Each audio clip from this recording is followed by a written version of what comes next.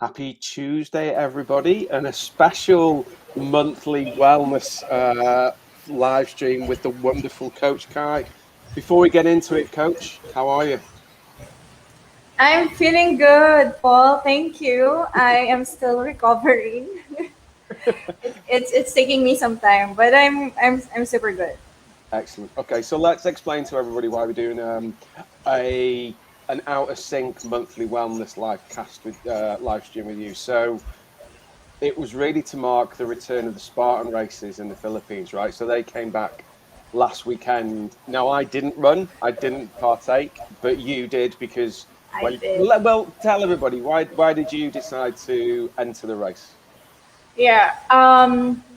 So we're welcoming the Spartan Race, and they've decided to create a series. So it's a national series. It's four series every 2 weekends, from from last week until the first week of November. So at the beginning, I really didn't want to race because I felt like it was too soon, or it might not be too safe and things like that. But then I felt like this pandemic, this whole 2 years have already taken away so much from us, and I think um, we have minimal risk because I live with my fiance. We don't have anyone here who are with comorbidities or senior citizens. So we're just the two of us.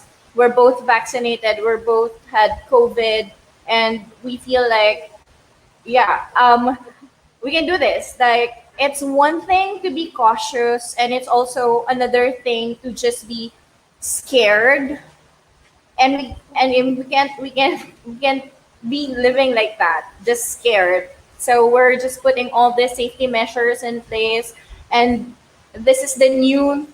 It's not the new, but it's a now normal. Like, this is it now. This is it. So yeah, I decided to run the race, and also I really wanted to qualify for the World's Championship, and I really want to race that race in Abu Dhabi this December. So Well, before we go a next step, you had a comment from I think that's Helty. Helty says, "Congrats, Kai! Aroo!" thank Brilliant. you. Thank you Thank you very so much. much. Thank you very much. That's brilliant. And for those guys that don't know, Aru is the standing chant, I guess, of anybody who, well, before they hit go in the Spartan race. And Kai, Yes. in honor of your achievement, I've got my Spartan workout tour t-shirt. Yes. Woohoo! I got So my medal here. Woohoo! excellent.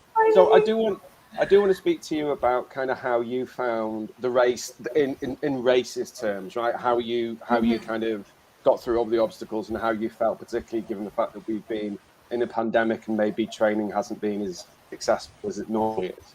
But before we do that, um, I wanted to know how safe you felt during the race and pre-race and post-race. Were you comfortable with kind of the precautions that the Spartan Races team had put together?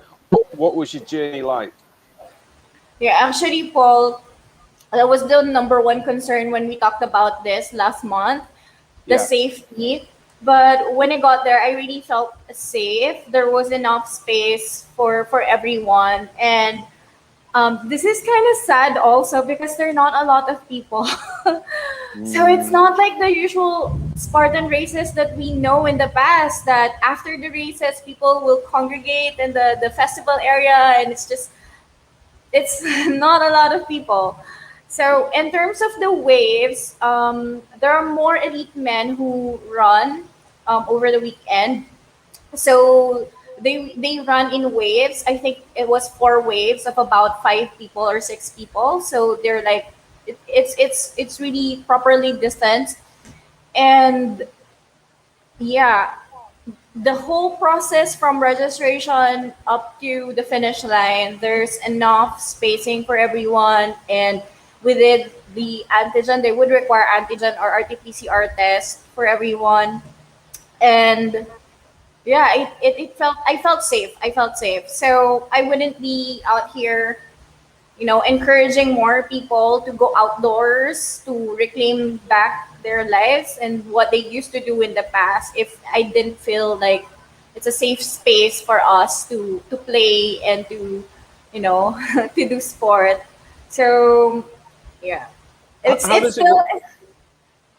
how does it work on the course then? So you're in a race, right? Ultimately, you're one person against another person. So how does that work in terms of racing from a social distance perspective, particularly when it comes to an obstacle? What was there rules in terms of how close you could get to anybody while you're on the course? Did places not really matter? Places for me, because I'm not an elite, don't matter. Right? I just want to finish the race. But you're an elite athlete. So Yeah. how did that work? So at the beginning, Paul, we were very close towards the A-frame and then the multi-rig. I remember Yeah. I was like swinging and my hips are bumping into another woman, and then I had to like I had to pause. I had to really pause in the middle of the multi-rig because I'm bumping into someone, you know. So, but that's just it. When we get into the trail, it's, you know, everyone's just running. And I think if there's anything that needs to be improved in terms of distancing, it would be the space for the spear throw, because the spear throw is the burpee maker.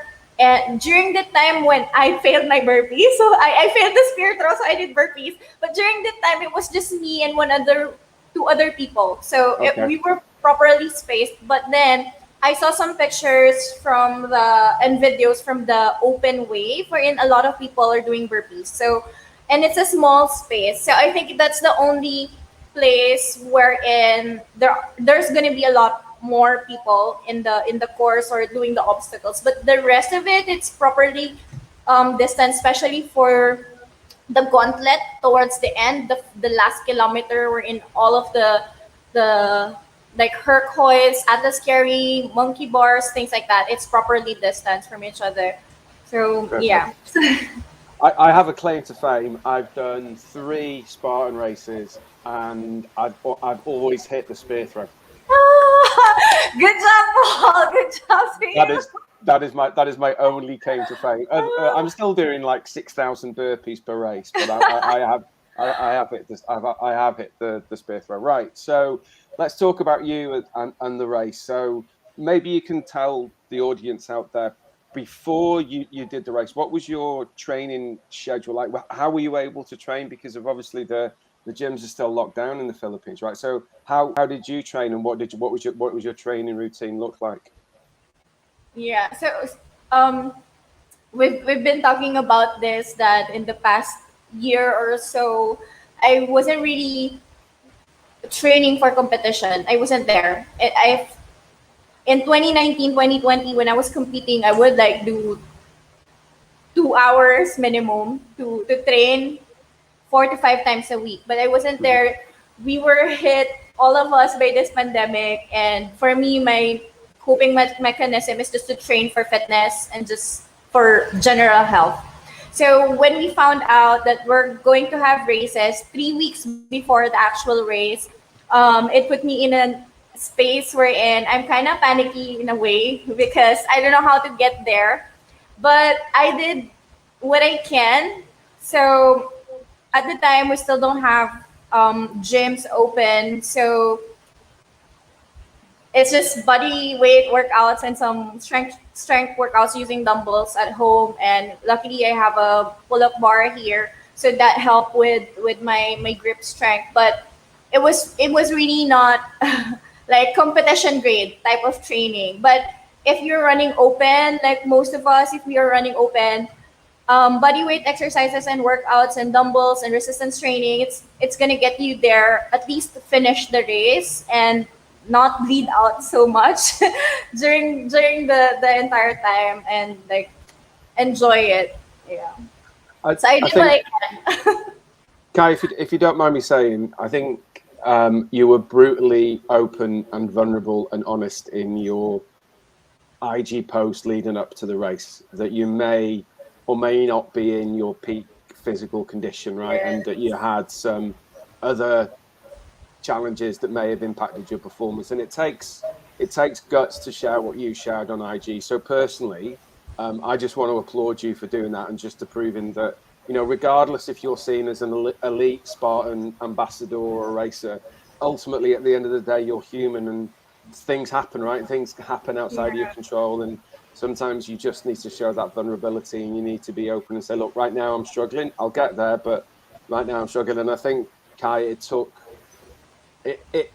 guts to do what you did pre and post the race. So from a Yeah. friend to a friend, very, very well done in being how open and vulnerable you are, Aw. or you are. Let's move to the race itself. What was it like then? So you're going in. You're going in as an ambassador. Well, not an ambassador. You're going in with an elite, right? You're going in with elite. You're an elite athlete. You may not be at the standard you may have been at the past. I'm sure that's playing on your mind. You want to get to Dubai for the World Championship. So talk to us. Talk to us about the race before. Were you anxious? Were you stressed, or were you in the right mind space, and then you just smashed it? So first, thank you, Paul, for for that, for for acknowledging, for seeing me. Um, it wasn't really difficult for me to open up, because one thing that I really want to protect in my brand, in Crazy Strong, and me as an athlete and as a coach, is my integrity and my transparency. So you know, I really want to show people that this is the real thing, that we all struggle, but despite all these struggles, we still show up for the things that we love to do. And this is what I love to do. And this is what I want to show people, that we can do something about it. We can still show up and things like that. So coming into the race without the training for being a competitive athlete, I was, to be honest, really scared about it, and so many things running in my mind. And to be honest, I also have my period at the time. So like my body is super weak.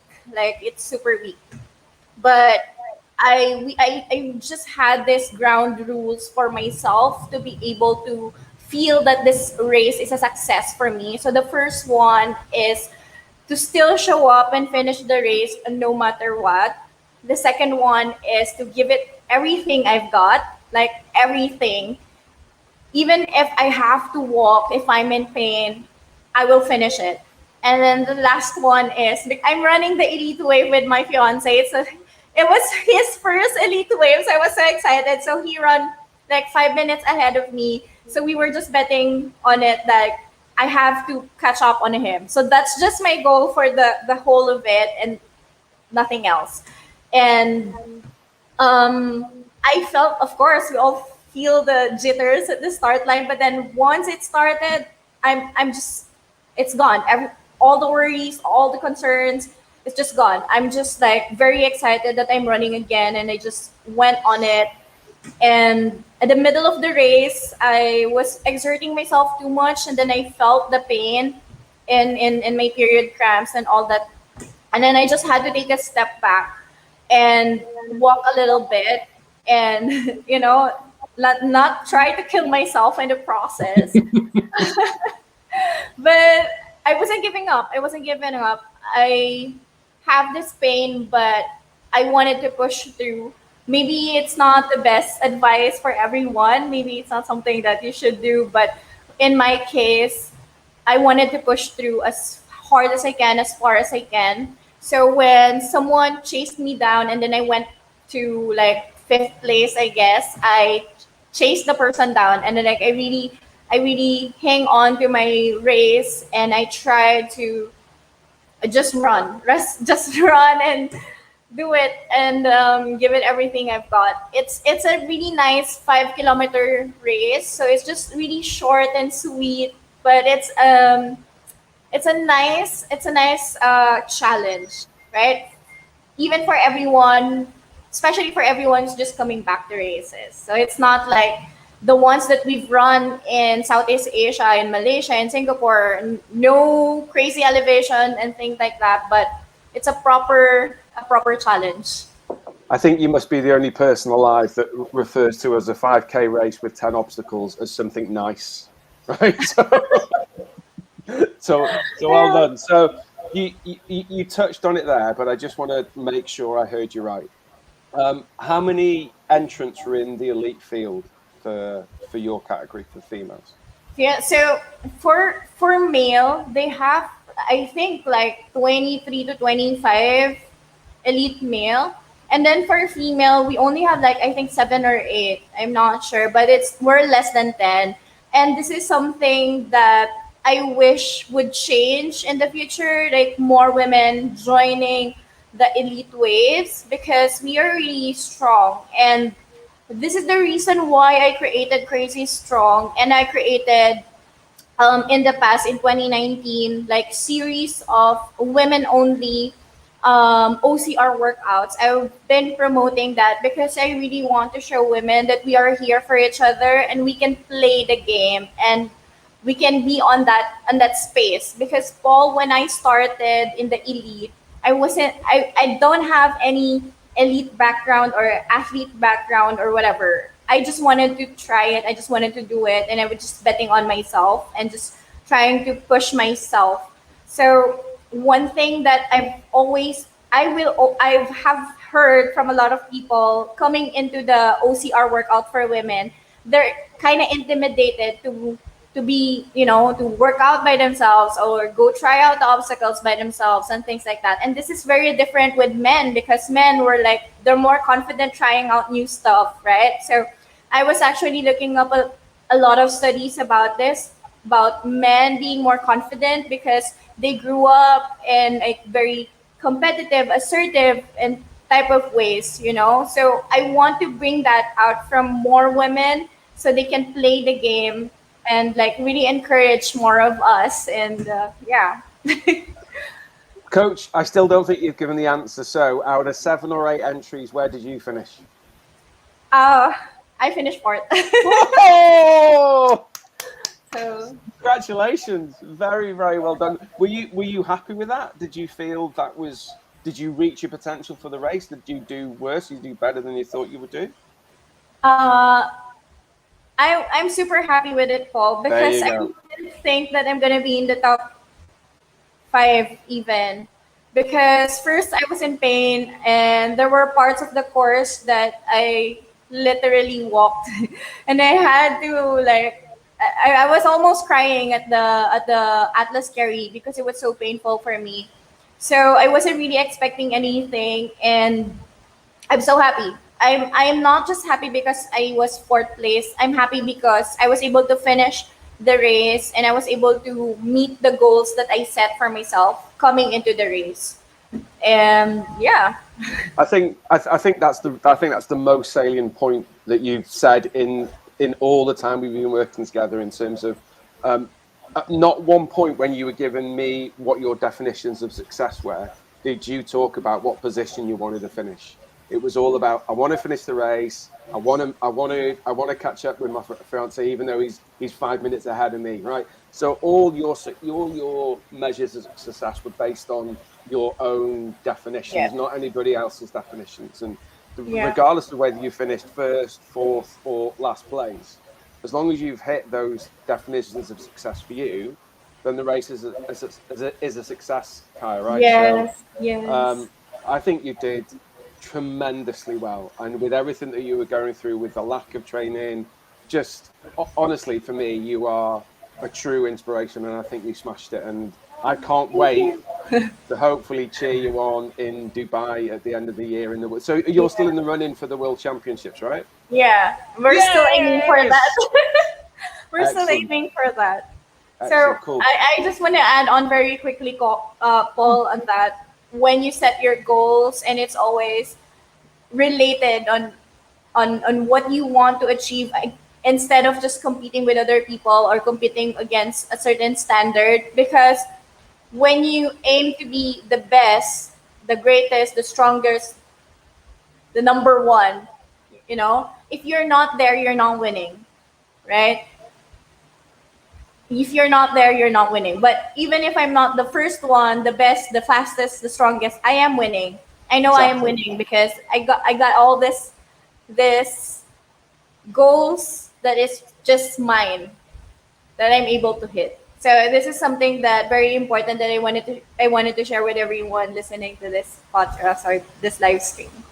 No, excellent. I think you're right. It's you took the goals and you made them your own, right? Regardless of what they were, you went right. These are my definitions of success. This is what I want to achieve, and to hell with what anybody else thinks, right? So you did awesomely well. You ticked off all your boxes. So kudos, guys. So when's the as we wind down then? When's the next race? So it's every other week, is that right? So when are you racing next? Do Yeah. you know? So the next week, the next race would be, I think, October, first week of October, Okay.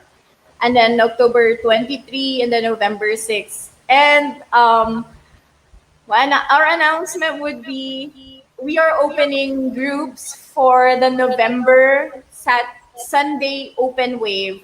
So my fiance and I, we wanted to help more people to run their first Spartan race, to run the open wave. And I think the rule for Spartan race is to release waves of participants in group of 5.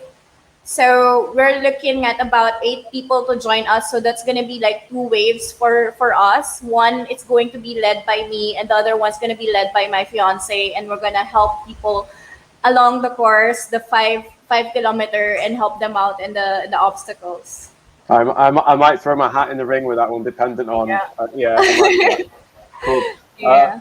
Kai, so very very well done from everybody here. You smashed it. You are an inspiration. I'm very honoured sometimes to be able to call you my friend. I never thought I would ever be able to do that. So very very well done. All the best for the next upcoming race, and yeah, looking forward to doing more of these Spartan races reviews. I really enjoyed it. Kai, before we go, anything you'd like to say to our audience? Um,